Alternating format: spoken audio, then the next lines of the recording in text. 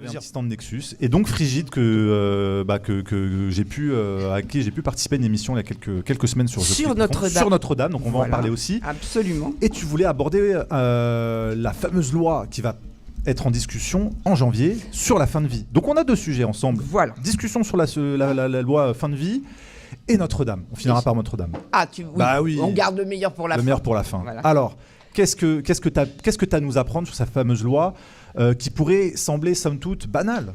Ah, oui, enfin, tout dépend comment on considère la mort. Est-ce que c'est banal ou est-ce que c'est pas banal? Est-ce que c'est choisi ou est-ce que c'est soumis? Enfin, vous voyez, bon.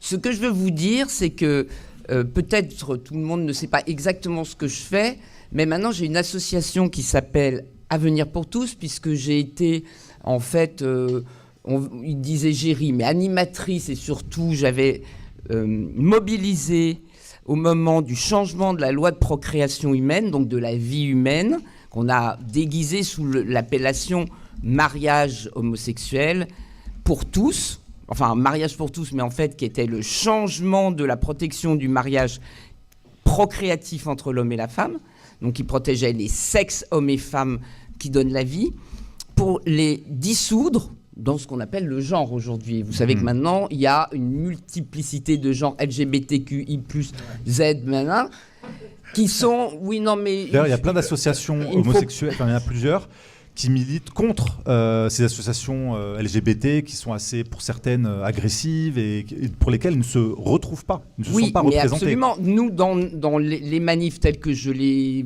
ai menés, qui ont mis plusieurs fois 1 million de personnes dans la rue, nous incluions à l'époque les personnes les couples de même sexe qui ne voulaient pas détruire la structure sexuelle de l'humanité, parce qu'il y a des couples d'hommes et des couples de femmes. Bon, bref, ça c'est pour maintenir la vie, y compris quand on ne peut pas procréer dans les corps parce qu'on est stérile, et qu'on passe par, en fait, de la procréation assistée.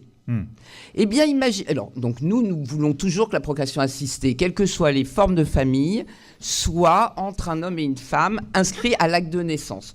En fait, c'est pour qu'il n'y ait pas des semences anonymes manipulables génétiquement. Est-ce que vous comprenez bien tout ça? Ne pas manipuler la vie. Or, aujourd'hui, la loi, depuis 2021, permet à toute femme fertile, donc y compris en couple fertile, de faire des fécondations in vitro avec des semences qui ne sont pas les leurs, c'est-à-dire achetées sur les marchés. Ça ouvre la voie à la marchandisation de la vie. Alors, il y a la marchandisation, mais il y a surtout la manipulation génétique, puisqu'on crée des embryons en dehors des corps, et surtout, on les numérise. Le problème, c'est la numérisation de l'ADN. Oui. Et comment ça veut dire quoi, la numérisation de l'ADN? Que vous scannez l'ADN, et il est entièrement, aujourd'hui, répertorié dans les... Les Chinois sont très bons là-dedans. Et pas que les Chinois. Ouais. Les Américains et les Israéliens, surtout, qui ont les plus grandes banques de données d'ADN. Après, ils l'utilisent pour Est-ce que vous savez que quand vous avez l'ADN de quelqu'un, vous avez la personne, vous la contrôlez, bien sûr. Et en plus, aujourd'hui, on sait refaire des ADN, des génomes entiers. C'est le génome de l'humanité, c'est votre espèce humaine. On les fait sans qu'il existe d'être humain vivant. Bon.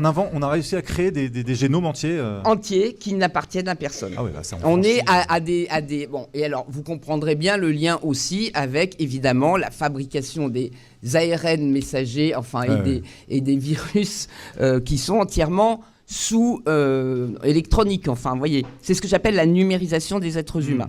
Alors, on arrive là maintenant... Ça, c'était en 2012-2021, la loi qui a ouvert une fécondation totalement artificielle à des gens fertiles. C'est-à-dire qu'en fait, on ne dépend plus de la stérilité. On a donné une nouvelle façon de procréer. Donc on peut commander un bébé bientôt. Même des femmes. Je le dis parce qu'on vous disait c'était une loi pour les personnes de même sexe.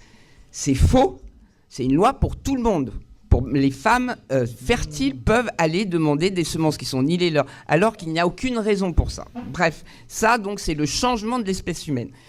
Et la troisième chose qui va arriver, c'est donc cette loi dont on dit il y a des gens qui, en fin de vie, sont très malades et machin, ils souffrent beaucoup. Donc, il faut qu'ils puissent décider qu'on leur distribue une pilule pour qu'ils meurent plus vite. C'est exactement la même chose, écoutez-moi bien, et ça, normalement...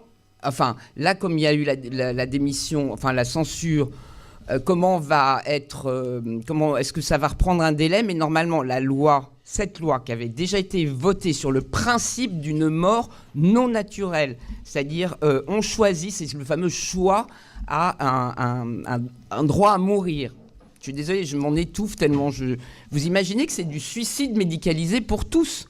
Il y a comme une frontière anthropologique qui est franchie là. Ah bah, plus qu'anthropologique, structurelle, d'espèce. Conceptuellement, anthropologiquement, philosophiquement, on franchit alors surtout, je veux vous dire que depuis le mois de mars, le 4 mars, le 8 mars pour la promulgation, a été voté un principe de mort dans la Constitution qui est l'IVG constitutionnelle.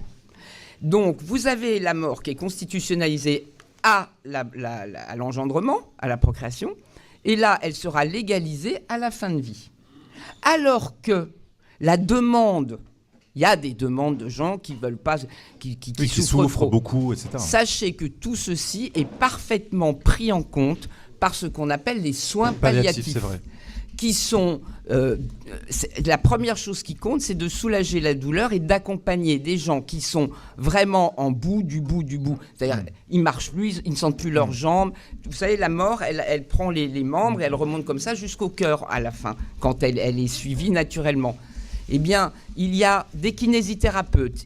Ma mère il y a Jeanne Garnier qui est formidable dans le 15e, et ma maman, je l'ai accompagnée pendant 22 jours en soins palliatifs. On s'en occupe mieux que des vivants, enfin que des gens en pleine santé. Vous voyez ce que je veux dire?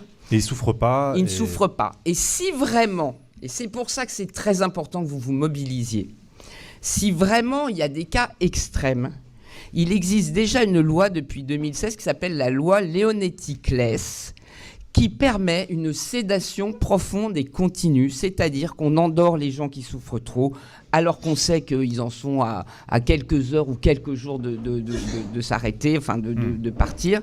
Et qu'on ne peut plus les sauver, surtout. Ah ben non, on ne peut plus les sauver. Mais là, cette nouvelle loi, elle ne dit pas ça du tout. Elle va plus loin. Elle dit... On donnera vraiment le médecin qui, pour lui, vous étiez tous mobilisés au moment de la maladie du Covid, primus non nocere. Oui. Donc, le médecin, il doit donner la vie et pas faire aller vers la mort. Eh bien là, il sera habilité à délivrer des ordonnances de pilules létales. Ouais, et alors, ce qui est le pire du pire, c'est qu'on dit, bah oui, mais quand même, c'est pas au médecin d'euthanasier. Alors, c'est la personne elle-même qui ingurgitera sa petite pilule. Ah ouais. Est-ce que vous vous rendez compte?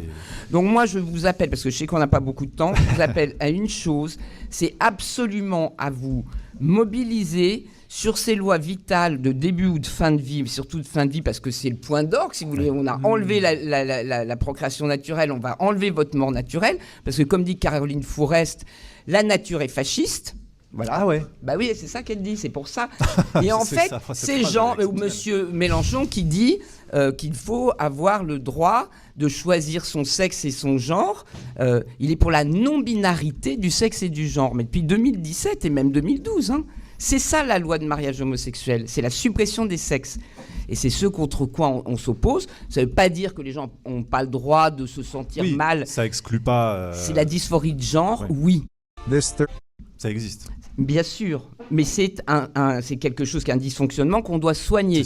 Quand vous passez du soin par les technologies et la numérisation à des méthodes de modification de ce qui est donné naturellement biologiquement, là, vous détruisez votre espèce. En plus, il y a un point commun entre les deux, c'est que les deux nous rendent dépendants de Big Pharma. C'est ce que j'allais vous dire. Les grands gagnants, encore une fois. Les grands gagnants, c'est le grand marché mondial, pharma et capital. Parce que l'euthanasie passe par Big Pharma, c'est ça que tu veux dire. Mais bien sûr, il faut les pilules. Il faut le système médicalisé. Il faut tout ça. Ils vont te le faire payer après. Même pour la procréation. Mais ça coûte une fortune. Les gens qui font un changement de genre, combien ça... c'est pris en charge, très bien. Oui, mais c'est entièrement pris en charge. Tandis que pour se refaire les dents, c'est pas pris en charge. Voilà. Et c'est vrai que tout ça, les grands gagnants, en tout cas, mais on peut débattre pendant des heures. Il y a quand même des gens qui récupèrent de l'argent derrière. Ce que je veux dire, ce qui m'ennuie le plus, c'est que autant on est arrivé à mobiliser très largement parce que l'Église soutenait en 2012-2013. C'est pour ça qu'on a mis tant de... Alors j'aurais bien aimé que les classes plus modestes qui ont été les gilets jaunes après se joignent à nous et puis que je ne sois pas virée parce que je proposais une solution alternative à la dissolution du mariage sexué. Nous proposons une union homosexuée différente qui ne change pas la filiation et la procréation.